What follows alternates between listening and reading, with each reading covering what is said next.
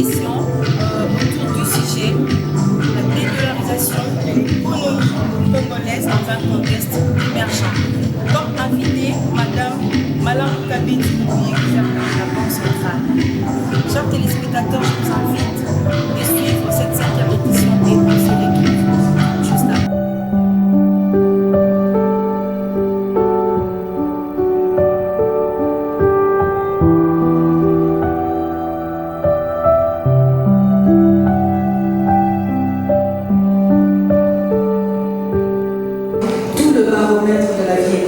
De la République démocratique du Congo.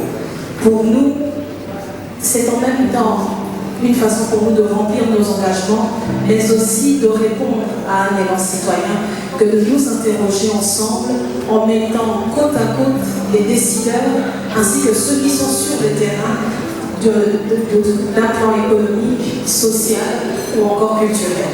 Mais ce soir, vous l'aurez compris, il sera question de parler monnaie, de parler argent.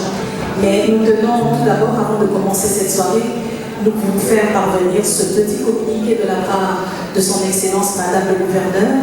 Elle a été quelque peu empêchée, mais cela, nous l'espérons, ne l'empêchera pas de venir faire mandat honorable et de nous rejoindre au cours de cette soirée. J'aimerais ici vous demander, s'il vous plaît, de pouvoir regarder vos apaisements pendant que nous allons commencer cette soirée qui marque donc la 5e édition de nos Afterwork. Nous sommes à la fois fiers de retrouver ici plusieurs visages que nous avons eu déjà à amener ici. Nous saluons par la même occasion ceux qui, au cours de ces 5 dernières éditions, ont su être présents et ont su nous accompagner. Et nous tenons enfin à remercier tous les partenaires qui, sans pour autant remettre en question le but de cette action, nous ont accompagnés de manière indéfectible. Retrouver ici nos plus sincères et nos plus chaleureux remerciements.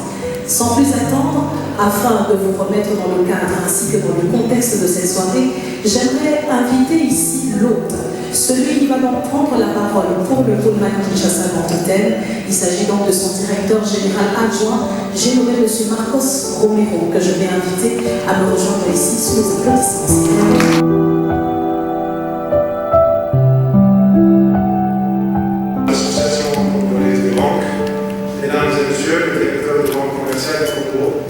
Distingués invités en vos titres, rangs et qualités respectifs. Bienvenue au Pullman Kinshasa Grand Hôtel, notre hôtel de référence en Afrique centrale. Au niveau, nous avons choisi une thématique, vous allez on a mis la barre haute, en acceptant de discuter sur la dédollarisation de l'économie congolaise dans un contexte émergent. Un exercice qui, nous l'espérons, pourra ce soir éclairer les professionnels du secteur, mais également les nombreux invités de marque qui ont tenu à rehausser de leur présence des Pullman Afterwork.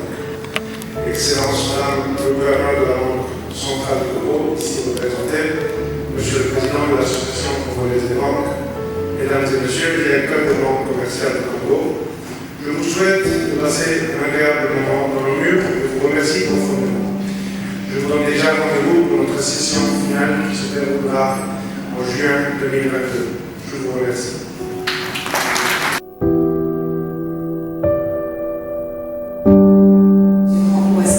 Nous aimerions tout d'abord vous proposer un petit élément vidéo qui a été réalisé en compagnie de Sophie Banque, bien entendu. Je vois que cela a réussi à égayer la table Sophie Banque qui a reconnu son bâtiment. Mesdames et messieurs, je vais vous demander votre attention. Et bien entendu, après, nous allons inviter M. Henri Ouazny à nous tenir lui aussi le mot qui est prévu pour cette soirée. Mesdames et messieurs, après cet élément vidéo, j'aimerais à présent inviter le directeur général de Sophie Banque, qui, je le rappelle encore, est notre partenaire principal sur cet événement, à venir prendre la parole. Lily, tu peux te lever, Lily, voilà, c'est lui notre président. Il est également le patron de Citibank, et j'ai beaucoup de chance parce que j'ai également 2 anciens présidents de l'association congolaise des banques sur ma table. Et je suis le président de l'association congolaise des banques, messieurs les présidents honoraires de l'association congolaise des banques, chers collègues, chers amis, chers invités. Je tiens tout d'abord à vous remercier tous pour avoir répondu nombreux à notre invitation. Je tiens bien sûr à particulièrement saluer la présence de Madame le gouverneur. Je n'étais ici représenté, je n'étais malheureusement pas présent lors de la rencontre de la CDI et BCC pour vous féliciter pour votre nomination à la tête de la Banque centrale. J'en profite donc pour le faire ce soir et vous adresser mes vœux de succès à vous et à toute votre équipe. Votre nomination a été saluée par toute la profession et par toutes les institutions internationales. Beaucoup ont voulu mettre en avant le fait que vous soyez la première femme nommée à ce poste en RDC. Étant profondément égalitaire, père de 2 filles oblige, j'ai du mal à mettre en avant le genre et saluer votre nomination sous cet angle-là uniquement ne me semble pas approprié. Vous êtes certes une femme, mais vous êtes surtout une personne de très grande compétence, avec une carrière remarquable au sein des institutions internationales et des résultats à faire pâlir tous les hommes. Votre avènement à la tête de la BCC a déjà permis de nombreux bouleversements et changements positifs au sein de votre institution, mais également au sein de la corporation bancaire dont vous avez la tutelle. Je suis convaincu que sous votre leadership, notre secteur prospérera pour jouer le premier rôle dans le développement économique de la RDC. Est souvent évoqué et souvent aussi mis de côté. Or, il est essentiel si on veut vraiment que la RDC émerge. Émerge enfin pour devenir la puissance qu'elle a vocation à être. Si l'on parle de dédollarisation, cela implique que le pays est fortement dollarisé, qu'une grande partie des transactions financières du commerce se font dans une monnaie étrangère. Or, un attribut essentiel de la souveraineté d'un pays, c'est sa capacité à battre monnaie et à l'utiliser sur son sol. Dédollariser est donc au même titre que la libération d'un territoire occupé un enjeu de souveraineté essentiel et indispensable si on veut voir l'avènement d'un Congo moderne. Comment le faire? Ce sera à Madame le gouverneur de nous le dire, de nous guider, de nous fixer les principes et les étapes. Sur ce, je vous remercie encore d'être venus nombreux. Je remercie le Pullman d'avoir eu cette très belle idée et je vous souhaite bon appétit. Merci.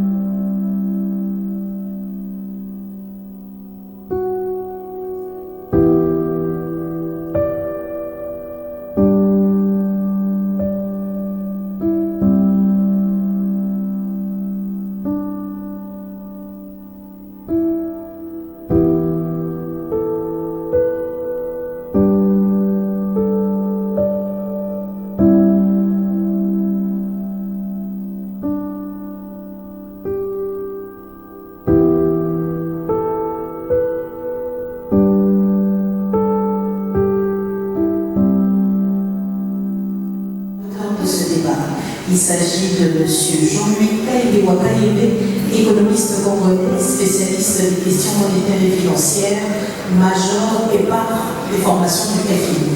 Je rappelle, mesdames et messieurs, que le but de l'Afterwork est de prendre une figure qui impose le respect et qui détient l'expertise nécessaire. La personne qui va s'adresser à vous tout à l'heure a, en plus de son parcours, près de 30 années d'expérience, dont 12 ans passé comme directeur général en charge de la politique monétaire et des opérations bancaires à la Banque centrale du Congo. Mesdames et messieurs, sous vos applaudissements, s'il vous plaît, pour sa présentation, M. Jean-Louis Kaïbé. Si vaut mieux, mais est-ce qu'on peut l'accompagner pour ça? De l'administration des économies congolaises. Donc je vais prendre sa présentation et essayer de faire passer les messages de la Banque centrale du Congo. Alors, la dollarisation, on va parler de la dollarisation et la dédollarisation, mais il y a l'un qui précède l'autre. C'est d'abord la dollarisation de l'économie qui intervient dédollarisation à la suite. Alors ce sujet, nous l'avons abordé déjà, et lorsque ce programme de gouvernement relatif à la dédollarisation de l'économie congolaise était lancé en juillet 2012, il y a certaines personnes parmi nous ici qui avaient pris part à cette cérémonie de lancement du programme de gouvernement. Nous avons eu cette ambition de dédollariser notre économie. Maintenant, la question de savoir quel est le statut de cette réforme. Où est-ce que nous en sommes? Est-ce que nous faisons du sous-place ou bien nous sommes en train d'avancer? Et donc, je ne veux pas prendre beaucoup plus de temps. Je voudrais essayer de sélectionner quelques slides pour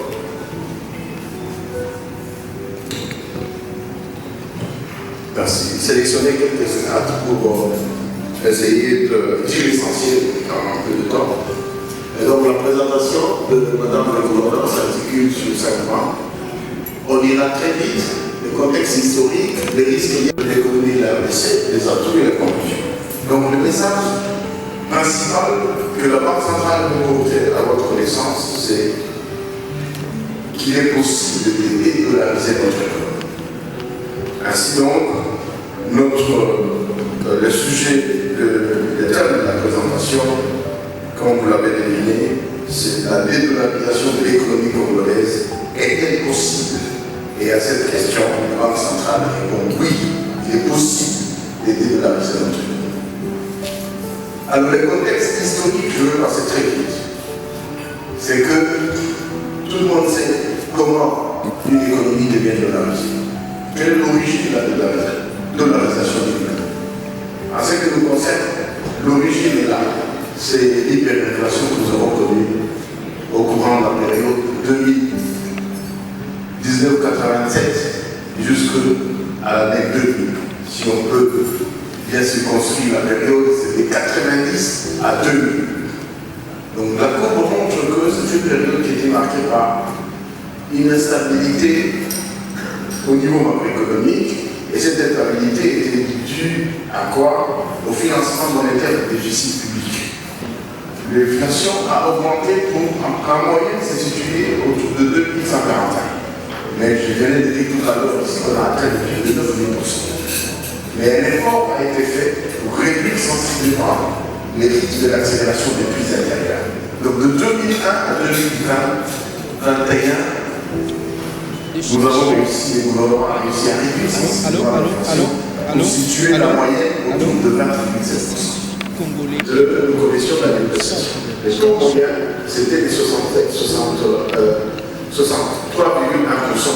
avec un creux, comme je venais de le dire, de 98%.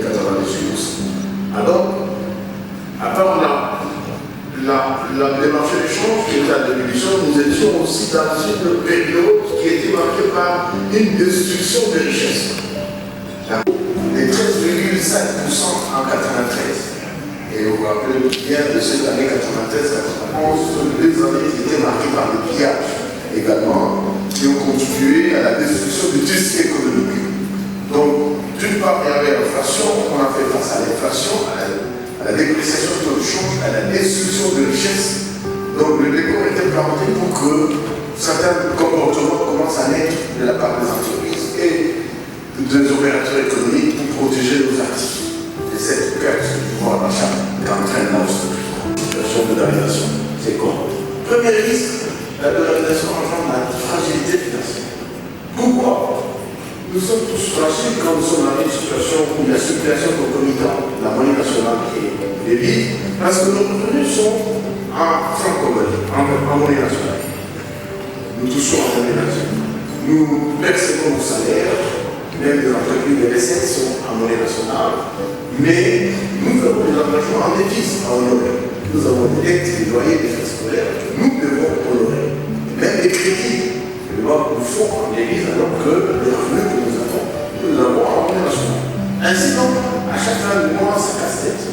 Où trouver les devises pour rembourser la dette, pour faire face à ces engagements. Et il faut chercher les taux du jour.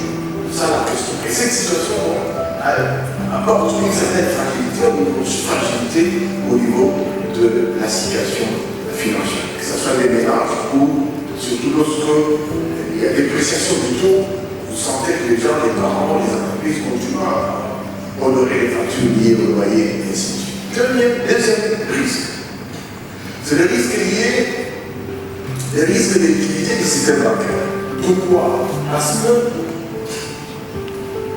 les banques ont des actifs en devise, ils ont des passifs en devise, et les banques doivent honorer les retraits qui se font en cash, en devise. Et là, ça c'est le problème de tous les jours de la CD, ils ont des actifs en devise et ils doivent faire face à la pression du cash sur les devises. Et donc ils ont besoin de cash pour les actifs d'État ou pour les retraits et ensuite. Pour les retraits au niveau de la Russie. Alors, où trouver ces cash en devise? Parce que la Banque centrale du Congo n'est pas une devise. La Banque centrale du Congo, les devises de dollar n'est pas une monnaie qui est émise par la Banque centrale.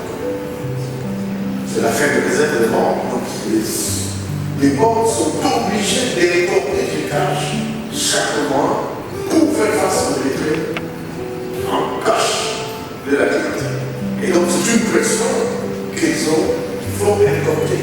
Supposez, imaginez que les banques arrêtent les fournisseurs qui livrent, qui fournissent des billets, disent qu'ils n'ont pas suffisamment de billets, ça va entraîner des risques au niveau du système financier, des liquidités au niveau du système financier. Donc, ils ont réussi à se débarrasser.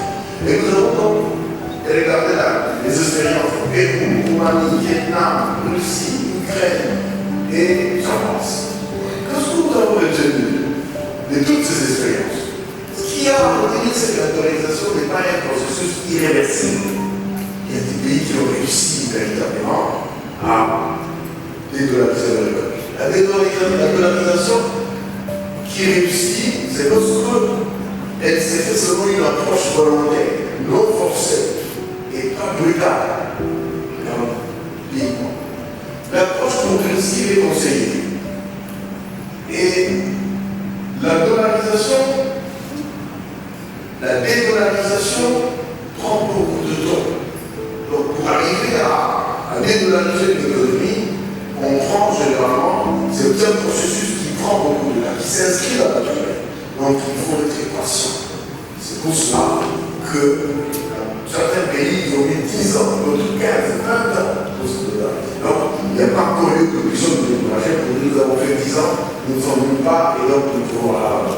Mais aussi ce qui est important, c'est les politiques des stocks.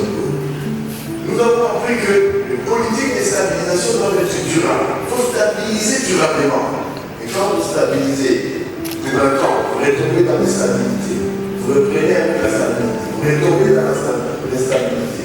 Vous stoppez, vous y allez. Stop and go. Cela a pour conséquence d'allonger le processus de dédollarisation. Donc là, vous prenez 25 ans, vous allez faire un peu plus. Donc voilà, les instruments adéquats, nous avons aussi beaucoup de leçons, beaucoup d'expériences. Qu'est-ce qui a été fait chez nous? Des tentatives. Des tentatives de dédollarisation qui sont en train de chuter. Première tentative, c'était en janvier 1999. On a signé un décret là-bas pour protéger la monnaie internationale qui venait de sortir les 30 juin 1998 des fonds congolais. On a signé un décret lorsque c'était l'écrit de loi numéro 177 du 8 janvier 1997. Instable, les pensées même pas de place. Parce que les gens ne sont pas tous. Les acteurs économiques sont nationaux. Ainsi donc, première atout, c'est que les niveaux d'inflation, nous avons réussi à casser l'hyperinflation et à baisser le niveau de l'inflation. Les derniers taux de plus élevés d'inflation que nous avons connus, c'était en 2000. En 2000, nous avions un taux de 511%. Et nous avions commencé le programme intérieur renforcé. À ce moment-là, les gens ne pensaient même pas qu'on pouvait casser cette hyperinflation. Nous avons réussi à passer des 511% en 2000. Et en 2001, nous sommes tombés à 135%. C'était déjà beaucoup. Et en 2002, nous avons réalisé un taux d'inflation de 4,8%. Donc les efforts sont en train d'être faits. Regardez la période de 2000 à 2001, nous avons fait 100 chocs. Nous devions faire avec les chocs de 2000 à 2001, le taux d'inflation moyen est de 4%.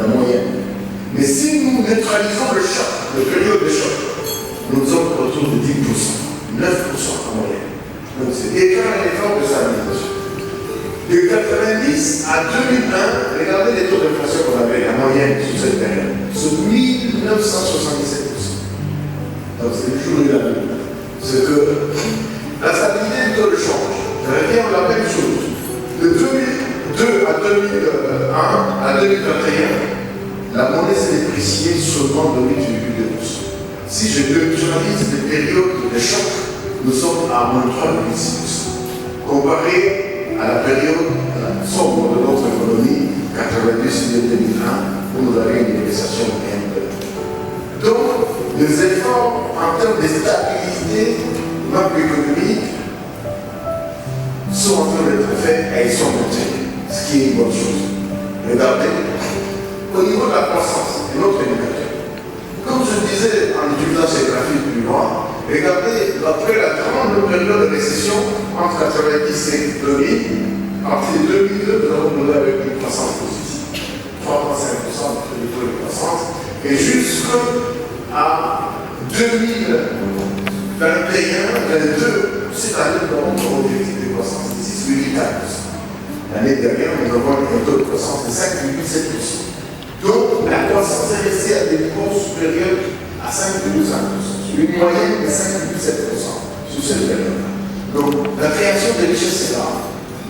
Par rapport au passé, c'est le deuxième boom, le deuxième âge d'or que nous sommes en train de traverser en termes de croissance, création de richesses. Également, notre indicateur devise a dépassé sur toute l'assiette de la réserve obligatoire constituée de dépôts en monnaie nationale et en devise. La réserve obligatoire était constituée en monnaie nationale, ce qui exerçait une pression sur la liquidité en monnaie nationale et qui ne permettait pas aux banques de faire du crédit en francs congolais. Mais nous avons, à partir du mois de janvier, nous avons changé. Maintenant, les banques commencent à constituer des réserves obligatoires en monnaie étrangère. Promotion de l'innovation enseignée, modernisation du système de paiement, mise en place des fonds de garantie à l'innovation. J'attends. Conclusion, c'est que les facteurs de succès pour dédollariser une économie, on peut le décider en ceci. Premièrement, la pérennisation de la stabilité. Ça, la stabilité permet, on ne peut pas le dire. Le renforcement de la résilience de l'économie au choc. On a vu que les chocs extérieurs, quand ils viennent, quand on n'est pas résilient, c'est des amortisseurs de choc. Suffisamment de marges budgétaires et des réserves pour amortir les chocs. Ces chocs se répercutent sur la stabilité et ça nous amène dans des situations d'instabilité et des instabilités qui encouragent, qui favorisent la dollarisation. Diversification de l'économie, ça réduit notre niveau de vulnérabilité extérieure. La mise en place de mesures incitatives et des mécanismes de suivi, la mise en place des cadres stratégiques, l'implication des autorités. Et si nous tenons à ces quelques principes, nous suivons à la lettre, en ce moment-là, nous allons réussir à inverser la tendance. Les dollars qui ont confisqué aux francs congolais ces fonctions traditionnelles, nous allons arracher au-delà tout ce que l'a arraché aux francs congolais. Ainsi donc, les francs congolais vont revenir comme la unité des comptes, va revenir comme moyen de règlement, va revenir comme réserve de valeur. Nous aurons, comme la banque ici nous disait, la Sofibank, on peut faire des dépôts à terme en monnaie et nationale. Je vous remercie au nom de madame. Nous applaudir le directeur général de l'Hôtel des Monnaies. Merci.